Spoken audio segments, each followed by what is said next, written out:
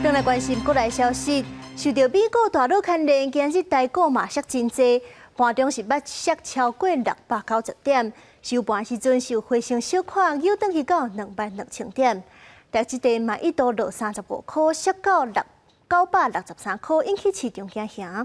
有分析就指出，这股市大陆甲川的关税政策变来变去，也佮有 AI 退休无遐抢钱，拢总有牵连。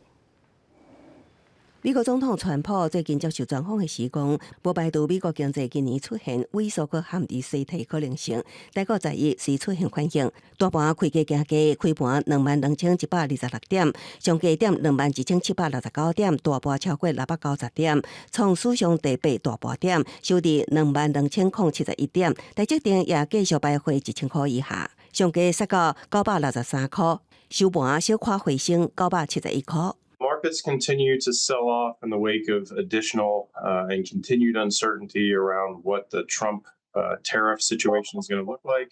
美国四大指数盘后搁较是先领盘，道琼指数大盘890点，纳斯达克指数大盘727点，创下2022年9月以来上歹纪录。另外，美国科技7号股搁较有特斯拉大盘15.43%，辉达盘5.07%，阿股二股收盘235点，韩国综合股价指数也落盘。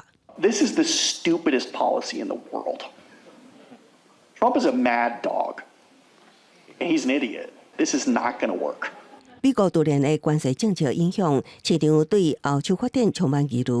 突然写黄金分段的美国财经记者史蒂芬也对川普政策抱着负面态度，以进一步分析，无认为台积电会变作美积电，因为美国劳动力不如台湾劳动力，美国员工努力的程度也有效率，也比不过台湾员工。也毋过伫未来，若一切拢交互机器人，可能就是一个长期的一大挑战。也毋过对 AI 产业，伊犹原抱着看好的态度。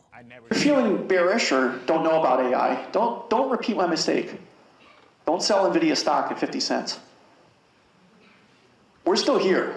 This is still coming with AI. 金管会密切注意国际金融市场的一个变化。投资人对川普关税政策的无确定性充满烦恼。跨国投资银行高层也表示，股市落败原因之一，甲关税政策参 AI 消退杠杆有关系。另外，人工智慧题材经过去年热泡泡了后，相关股票重新定价，也可能进一步放大市场波动，引起投资人的烦恼。相关的产业变动也需要放慢脚步观察。公司新闻采访报道。